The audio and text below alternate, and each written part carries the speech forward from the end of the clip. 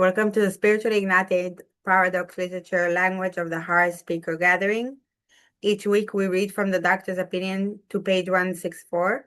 We have invited RHONDA W from Arizona to share a message of depth and weight from the heart on the reading from Bill's story, page 89. The floor is yours. We'll put the reading for you.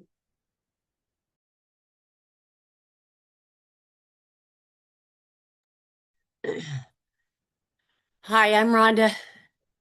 I am definitely a cocaine addict. My musing was interrupted by the telephone. The cheery voice of an old school friend asked if he might come over. He was sober. It was years since I could remember his coming to New York in that condition. I was amazed. Rumor had it that he had been committed for alcoholic insanity. I had wondered how he had escaped. Of course he would have dinner, and then I could drink openly with him. Unmindful of his welfare, I thought only of recapturing the spirit of other days. There was that time we had chartered a plane to complete a jag. His coming was an oasis in the dreary desert of futility. The very thing, an oasis. Drinkers are like that. The door opened and he stood there fresh-skinned and glowing. There was something about his eyes. He was inexplicably different. What had happened? I pushed a drink across the table. He refused it. Disappointed but curious, I wondered what had gotten into the fellow. He wasn't himself. Come, what's all this about? I queried. Okay, so as I mentioned, my name's Rhonda, and I am a cocaine addict.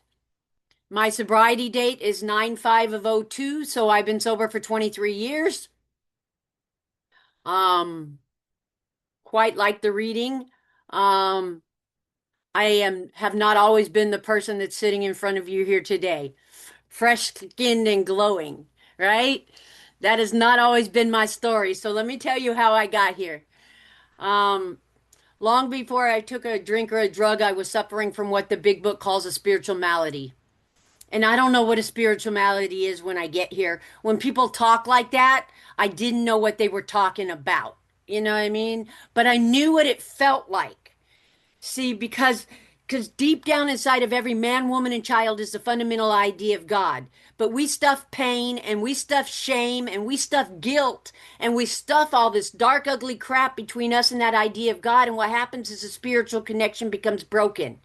And when the spiritual connection becomes broken, we become spiritually sick. And what that feels like is I'm not okay. I'm not the kind of person somebody can love. There's something wrong with me. And I felt that way long before I ever got loaded, right? So at 15 years old, I was on the street.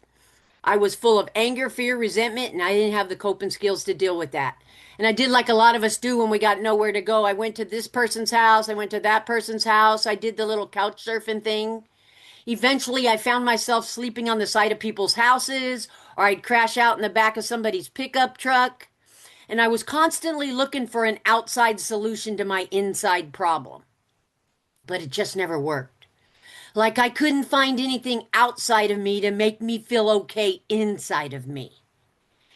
But I get this brilliant idea one day that if I just find the right guy, I'll be all right. Like a guy can fix me. You know what I'm saying? So I start chasing the guys. And I chase the guys to the bars. If the problem with the bars is they close and I'm not done yet, right? So I chase them from bars to what we have out here in America called pool halls. And these pool halls stay open all night. And the people in the pool halls, they let me hang out with them. And I thought that meant they liked me, you know, because I needed so desperately to fit in. I wanted to feel like I was a part of something. I wanted to feel like I mattered to somebody. And they let me hang out with them, so I thought that meant they liked me. So I became absolutely willing to do anything they were doing to continue to hang out. And they got high. So I got high. And when I got high, everything changed. You know that thing that I was looking for as a child, that need to be okay? Well, when I got high, I thought I was okay. Right? So this is how you do it. I finally know how to be okay. I just got to get high and stay high. So I set off on that course. Almost 10 years later, I'm really good at getting high. I got all the connections and I got all the hookups and I finally got to that place where you think you're the shit. I got there, right? So I think I'm the shit, man, and I'm at the top of my game. And I start hemorrhaging and I have to get air vac to the hospital because I lost so much blood. And I get to the hospital and the doctor in the emergency room tells me I'm 5.5 months pregnant and the baby's trying to abort. And I didn't know I was pregnant. And now this doctor is the very first person in almost 10 years of using that mentioned I might have a drug problem. He asked me if I was an addict. And I remember being completely offended by the fact that he would even say such a thing to me. Of course I'm not an addict. I only get high when I want to, not because I have to. An addict's gotta get high. I don't gotta. He said, all right, so when was the last time you didn't wanna? Shit. I got nothing. I couldn't think of a single time in almost 10 years that I didn't need to be high. So now I'm in this emergency room and they're telling me if they can stop the bleeding that I'm going to have a baby. Well, I ain't trying to have no baby. And that means that dude that I'm just hanging out with, now he's going to be my old man? Yeah, I ain't trying to have an old man. I ain't trying to do any of that, right? I'm just trying to do enough dope to be okay with myself. Anyways, they ended up hospitalizing me for a month and a half. A month and a half later, I get out of the hospital and I got a family. I have an old man. I got a kid. And I go back to this dude's house. And I don't know about you guys, but I get in relationships that I don't care to be in. They're uncomfortable. They're sometimes abusive. And we stay in these toxic relationships and we hold on to them with claw marks like we can't live without it, like we got to freaking have it. And I'm miserable. Right? So I'm in this relationship, but I'm completely irresponsible. So I get pregnant again, and then I get pregnant again, and now I got 3 kids with some guy I don't even like. And I got these 3 kids, right? And they're like, they're flipping crying all the time, and they like want me to feed them and stuff, and I'm supposed to change their diapers and stuff. And that dude, he wants to come home to a clean house, and I'm supposed to cook them dinner, and I'm supposed to care about them, and I don't. Like I don't. So I'm trying to do enough dope to be okay with all of that. But there ain't enough dope to be okay with all that, right? It doesn't matter how much I do or how I mix it up. I can't get okay anymore, right? I can't get okay, so I'm angry. I'm angry at these kids because I'm stuck with their dad and it's all their fault. And I'm angry at him because now I got 3 damn kids and it's all his fault. And it's everybody else's fault that I can't get okay anymore, right? Now, I couldn't have told you then what was going on, but I know now what was going on right there is fear. Because these beautiful little babies, they just need their mama. And I can't show up for that. And this man loved me, but I can't show up for that. I am so emotionally disconnected that I can't even be a mother to my children. Right? But when you come from the street, you don't show fear. So I do what we do. I put on that tough girl front and I said, I don't care and it don't matter. And I got up and I walked out of that 3-bedroom townhouse and I didn't go back. So every town's got a south side, you know, this place where people like us sort of end up, right? So I'm down there on the south side of the railroad tracks in this empty lot and I build an 8x12 box out of pallets. And I'm starting to feel okay again, right?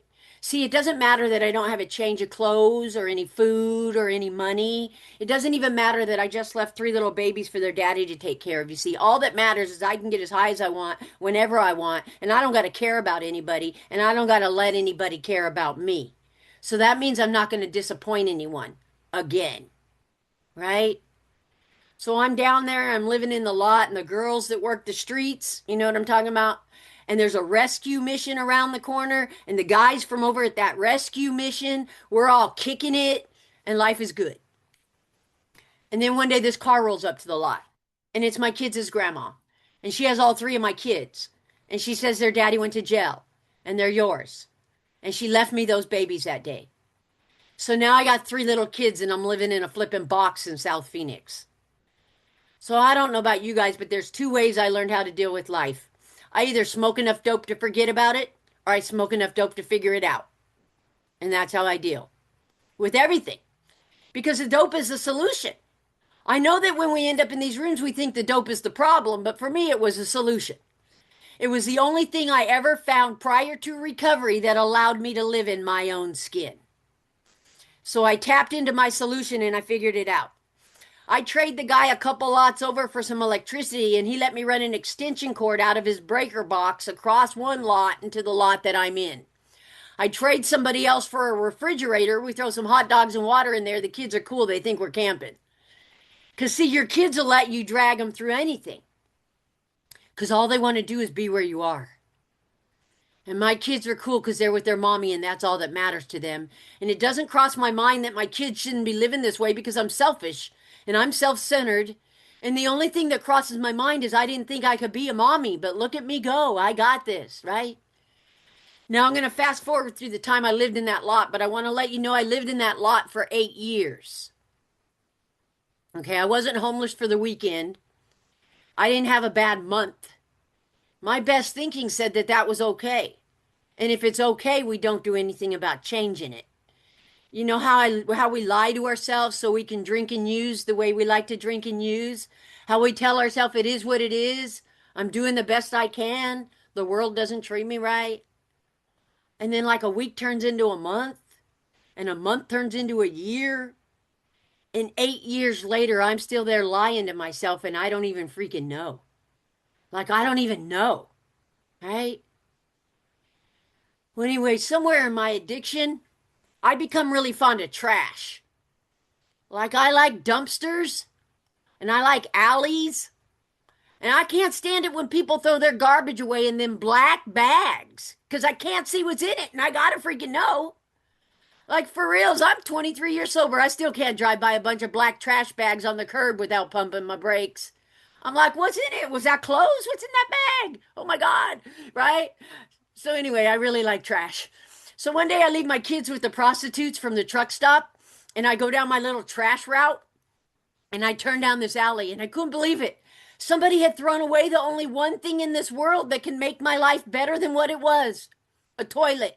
That's exactly what I needed. I couldn't believe somebody would throw away a perfectly good toilet, right? Who does that, you know? And what homeless person don't need a toilet? So like I'm hurrying off to get my shopping cart and I'm trying to get back to it before somebody else gets it because you know everybody else wants it, right?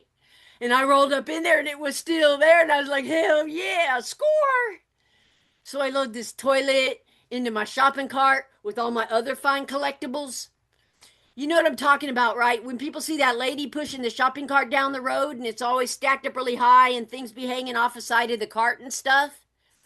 But for the grace of God, there go I. You see, that's me. That lady pushing the shopping cart down the road that we don't want to make eye contact with, that's me. That's where my addiction takes me. And let me tell you about me at that point. I weighed 80 pounds. I got 7 or 8 broken teeth in the front of my mouth. I got pick sores all over my body. I got bald spots all over my head where I tweaked on my head and I hadn't showered in months. And the big book of Alcoholics Anonymous talks about it. It tells me in the big book my addict's life becomes so normal that I can't differentiate the true from the false. Obviously, I can't differentiate the true from the false if I think living with my kids in a box in a field is all right. Or if I think finding a toilet in an alley's a score.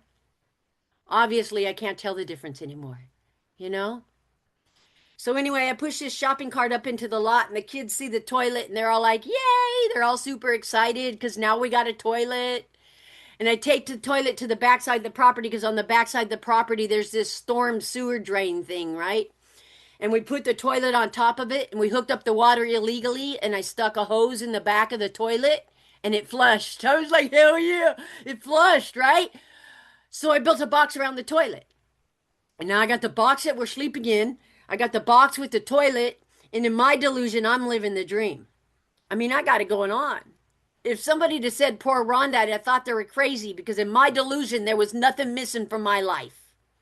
How powerful is this disease when living like that becomes okay? Right? So anyway, as time passes, though, I start getting sick. Like bad sick, like I don't have enough energy to stand up on my own anymore, you know. And the girls from the street or the guys from the mission would come over, and remember how attractive I said I was, all 80 sucked up pounds of me. Well, I also had this thing growing out the side of my neck. It looked like a little head sitting on my shoulder. And they would come over and they'd be like, "What is that?" And they're pointing to the shit on my neck. And I'm like, "I don't know, man. I don't know what it is. Just give me the pipe. I don't know what it is." And they'd be like, yeah, here. No, you can have it. We don't want no more." See, that's how scary it looked. They don't want to touch it after I touched it. And then somebody I'd known since I was a child comes over and he says, "Man, Rhonda, honey, you're freaking dying. You need to go to the hospital." And I manipulate the situation because we get really good at manipulation while we're out there, right? And I play the mommy card and I tell him I can't. I got kids to take care of. He goes, "No, honey, you don't get it. You're freaking dying. You need to go to the hospital." And I said, "I can't. I got kids to take care of. Who's going to take care of these kids if I don't? There's nobody else. There's nobody but me." He says, "Check it out. I'll bail their daddy out of jail and their daddy can take them if you'll go to the hospital for me." I'm like, "Daddy, I come get these kids. Go get them. I'll do whatever you want." So he bails daddy out of jail. Daddy takes the kids. I go to the hospital and they diagnose me with lymphoma cancer. I have a malignant tumor in my neck. I have cancerous cells clustered under my left arm, the right side of my groin, and metastasized on the diaphragm surrounding my heart and lungs because I had let it spread through my body. And I was devastated. And it broke my heart, and it took my breath away. And I'd love to be able to tell you it broke my heart because my kids weren't going to have a mommy, or because there's so many wonderful things in life that I'm not going to get a chance to do. But see, that's not it. What broke my heart is they told me I'm going to die up in this hospital. That means I'm never going to get high again. You see, I can't do that, right? I can't stay here. Like they gave me some really effed up news, so I need to get loaded, right? I need to get to my solution. I can't stay. They don't understand. Now, I thought about my kids later. But if you suffer from the disease of addiction, drugs and alcohol come first. And I'll bet if you look into your own experience, you see those times where you got high and you didn't wanna. There was times where you had stuff that you wanted to do, like it was really important, right? For me, it was things like, I don't know, Christmas. Showing up at Christmas was a big deal, right? We were going to spend the night together and I was going to have presents and I wasn't going to screw it up this year, right? Like I promised I wouldn't screw it up this year. And I'd show up at New Year's with an excuse. Or things like my little girl's birthday. Yeah, her grandma would give her a birthday party because her mom was not capable. And nobody's allowed to cut the cake till mommy shows up. But my little girl falls asleep beside her birthday cake because her mommy never shows up. Right? So it's just some of the stuff that my guilt and shame was rooted in when I got here. But I want to let you know I don't walk with guilt and shame anymore. I don't have to. And neither do you. And the solution to that is to do the work. Right? So anyway, I'm in the hospital. I reacted really well to chemotherapy. They told me they could install this catheter thing in my chest and let me go home and spend some time with my family before I passed. And I didn't tell them I lived in a box because I didn't think they'd let me go home. So we made a deal.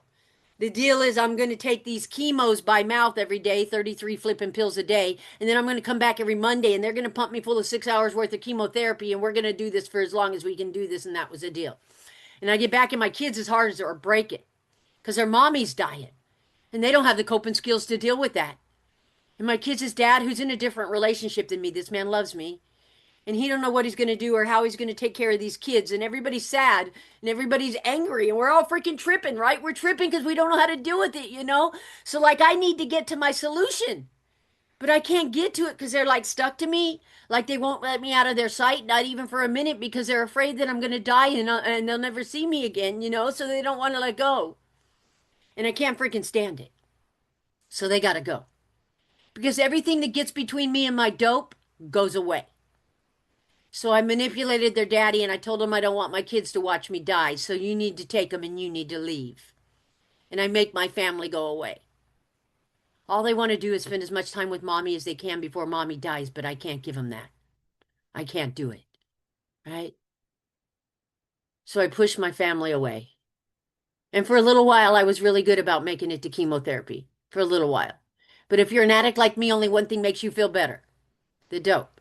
So I started mixing crystal meth with chemotherapy. I wasn't doing it to get high or anything. I was doing it because the meth kept me from getting sick. Or at least that's the lie that I was telling myself then. The problem with this thinking is I go to chemotherapy and get 6 hours worth, and then I'd leave the hospital and start getting high in the parking lot. And I'm getting high all week while I'm taking these chemos by mouth, and I'm supposed to show up next Monday, but when I get there, I've been up since last Monday. So then they asked me if I'll come back tomorrow. And tomorrow I was really going to go back, except I saw this really cool trash pile. And I can spend 6 hours in the garbage or go to chemotherapy, right? So I spent 6 hours in the garbage and never make it to chemotherapy. And then pretty soon chemotherapy got in the way of my using. So I quit going to that too. Now I still had a catheter hanging out of my chest, this main artery heart valve that's supposed to be flushed and accessed on a regular basis. And I don't go back for 4 years, right? But I wasn't supposed to live for 4 years. And the time I was supposed to die any day, so it didn't matter, right? So now and I don't know until I get into recovery how all that went down, and I'll share it with you in just a minute. But like the time is like I said at the time, I was supposed to die any day, so it didn't matter.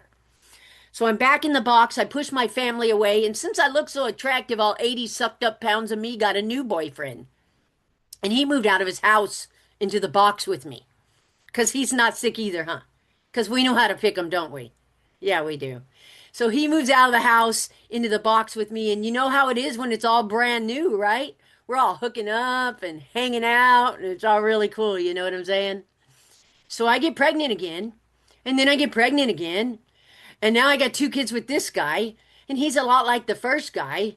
So he goes on to jail too, but he goes on to DOC and he don't get back out. So now I'm back in the box. I got 2 little kids, but I've done this before and I know how to do it. Plus, I got this catheter thing hanging out of my chest, and that proves that I'm a victim. And people should feel sorry for me and give me stuff. Because we know how to play the victim, don't we? Yeah, we do. So I get somebody to give me a travel trailer, and I pull this travel trailer up into the lot. And me and the kids move out of the box into the travel trailer, and I rented out the box, right? Because it was a really nice box. Because I'm a tweaker. You don't live somewhere for a while without fixing it. You know what I'm saying? And I had fixed that shit. Before I moved out of that box, it had blue carpeting, a piece of a white sectional, mirror wall, French door, and AC unit. I had the baddest box on the block, right? So I rented that box out to dude. Me and the kids move into the travel trailer. Isn't long after we're in the travel trailer, though, the sheriff department swoops in and raids the box. They got a full on drug task force, ninjas with hoods marching in 2 by 2, breaking off into pairs. Helicopter got it all lit up like a football field, street shut down for a box in a field. Now, since the property is technically mine, everything on the property is technically mine, including the meth lab that they found in the box. So, blah, blah, blah, 17 felony counts, all that stuff that goes with meth labs, plus 2 counts of child abuse for having my children living at a meth lab. So Child Protective Services takes my children and I go to jail. So I don't know if any of you guys have ever been to jail before, but I bet if you did, you made the same decision I made when you got there. I'm going to quit now. I'm done. This is the last time I'm going to be arrested for this, right? And I meant that shit. I meant that with everything I had in me. I was done. Because, see, I didn't know anything about these rooms. I didn't know that at some point in my using, I passed through a point where I lost the ability to choose whether I got high or not. Because this happens long before we're aware of it. So I thought that now that I made a decision to stop, I just would. Right? Now I'm in jail for quite a while. Eventually, I'm able to work a deal with pretrial services and bond and get out pending sentencing. And the book calls it a firm resolution. I had made a firm resolution on one side of the fence not to get loaded anymore. But on the other side of the fence, though, when they let me out the gate, I swallowed a rock, I hit the pipe, I never made it out of the jail parking lot. I never made it out of the jail parking lot. And it never ceases to amaze me how much the Big Book of Alcoholics Anonymous is in my life before I ever knew the Big Book existed. Because right then, right there, that day I walked out of that jail, the Big Book talks about me. It tells me I can't bring to my consciousness with sufficient force the memory and suffering humiliation of even a week or a month ago. I am without defense. There is no mental defense against the next time I get loaded, you see. It doesn't matter if I'm a mommy. It doesn't matter if I have important things to do. None of that shit matters. I just get high because it's just what I do. I don't talk myself into it or try to talk myself out of it. I don't say, no, maybe I shouldn't. I don't say I can't. He said here, and I said, all right. All right. So, like, I don't know if you guys have ever stayed up all night before, but I have, and that night I sure did. And if you've stayed up all night, you know what I'm talking about. You know how we have a moment of clarity when the sun comes up? Like the sun comes up, we're like, oh shit, man, I wasn't gonna do that again. Right? Like I got stuff to do today, right? I got important stuff to do today. You know that important stuff we do when we're out there, right? I got important stuff to do today. I have to meet with pre-trial services and I got to meet with a lawyer and I got to meet with child protective services and I got to do some outpatient treatment thing at this place called Teros and I got to drop a UA. Shit.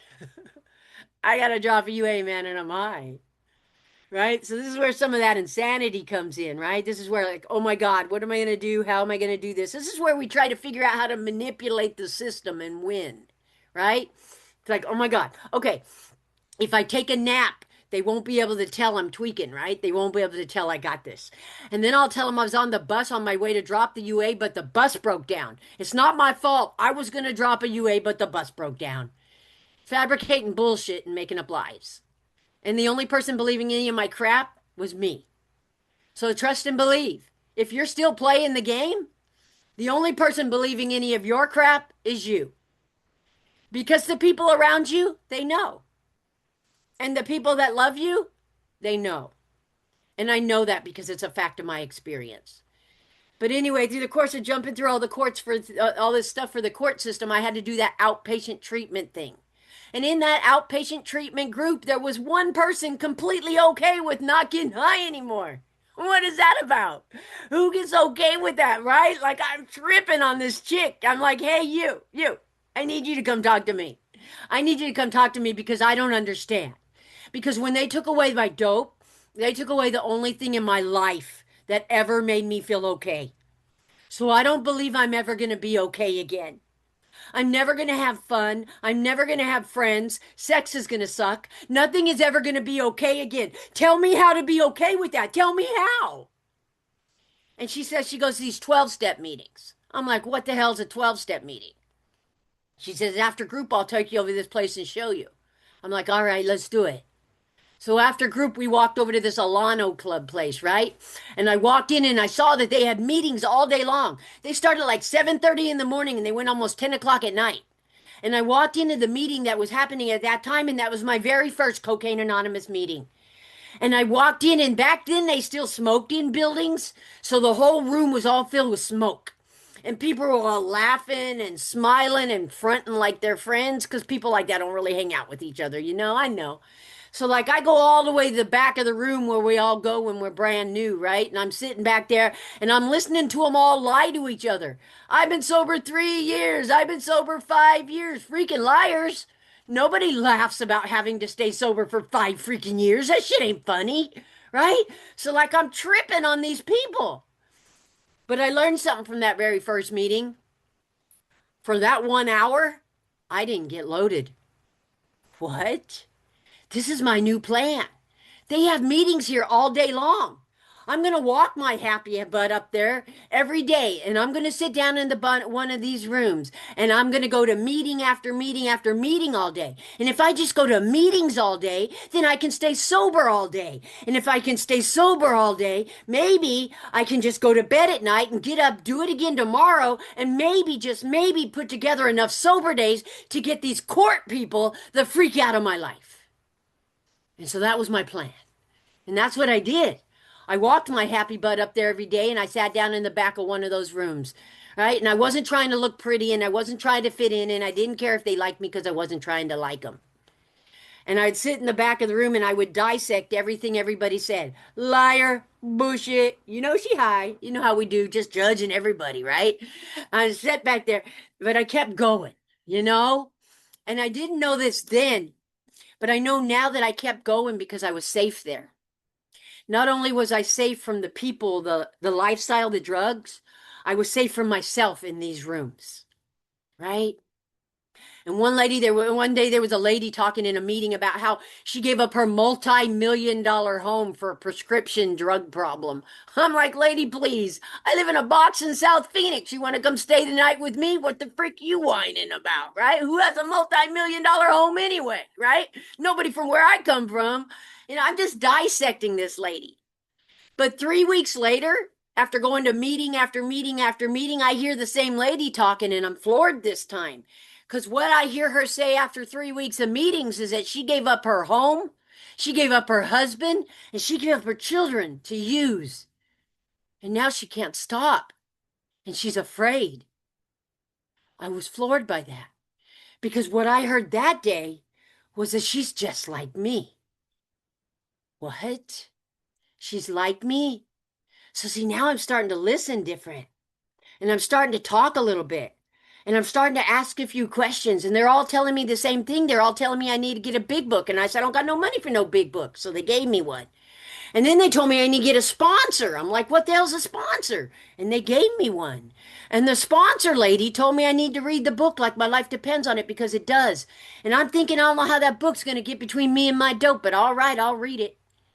And I go back and I start reading the book. And in the very front of the book, there's a chapter called The Doctor's Opinion. In the doctor's opinion, it talks about my addiction as a disease. It says it manifests in my body in the form of an allergy. What does that even freaking mean? Right?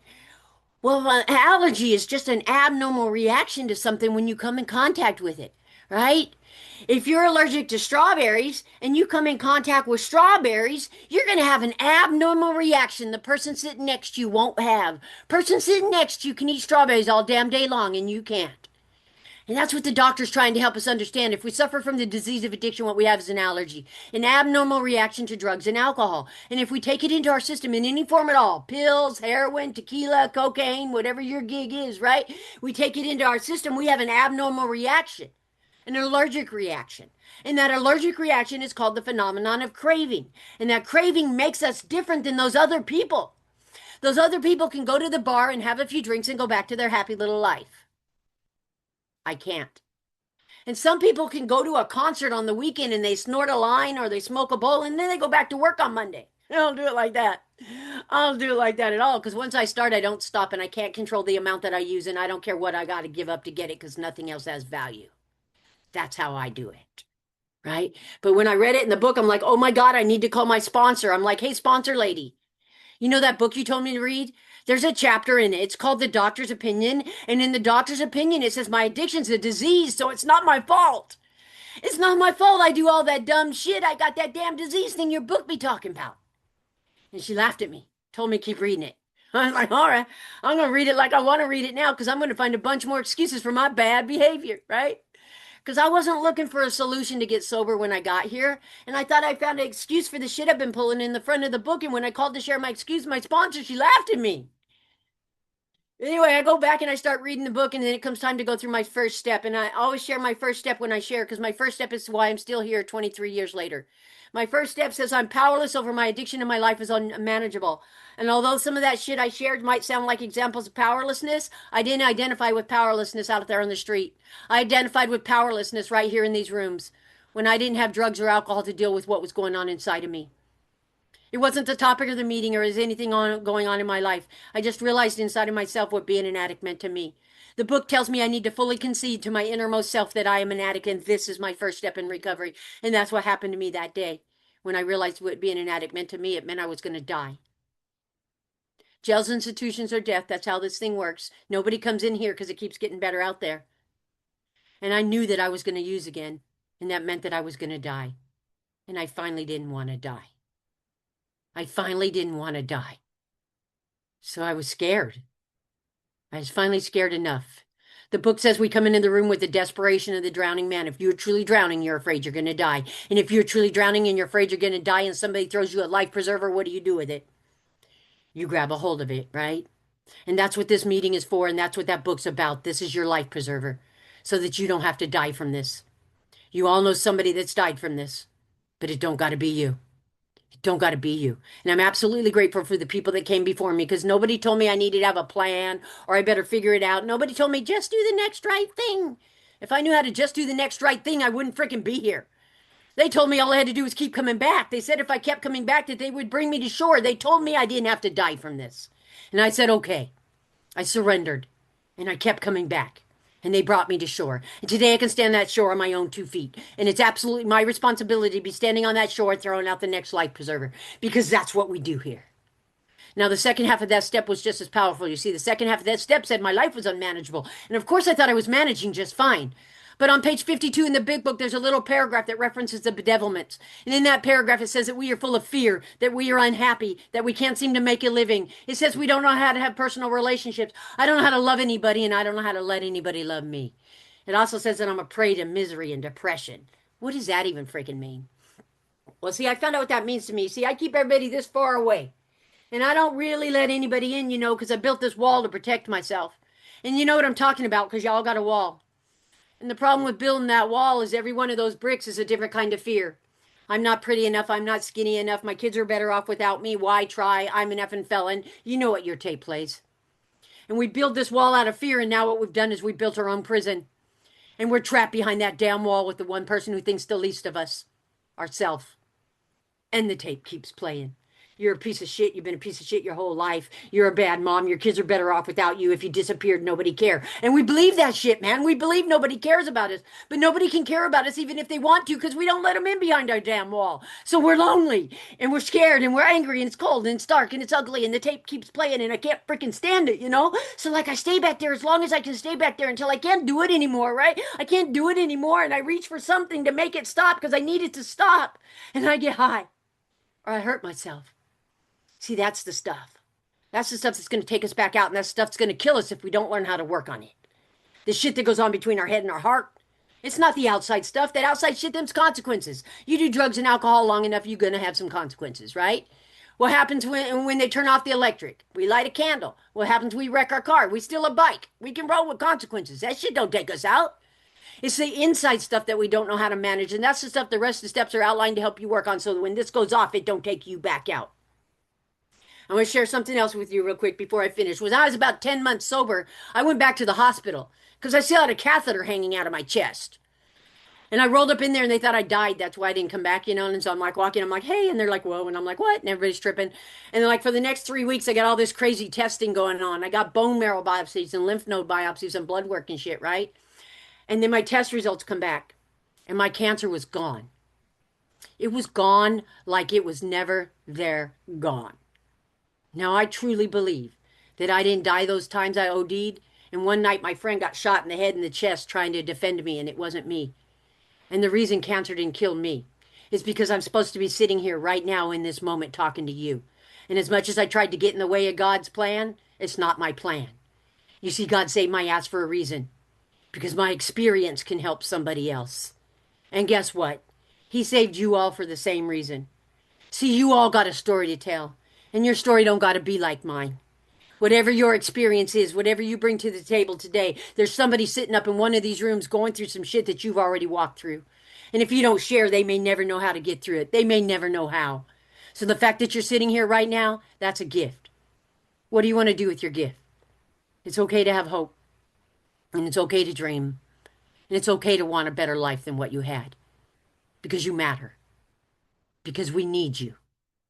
Right? Let me tell you what I do with my gift. I raised all 5 of my kids as a single mom in sobriety. I got my 5 kids and 18 grandkids. I own my own house, a couple nice vehicles. I had the same job for 20 years, and that's the outside stuff. The inside stuff's even better. I'm really comfortable in my own skin today. Most of my kids are grown and out of the house for now, but most of my sobriety, we sat down at the dinner table together. We weren't just at the same place at the same time. We were sharing our lives. I've been absolutely blessed to share my story all over the world.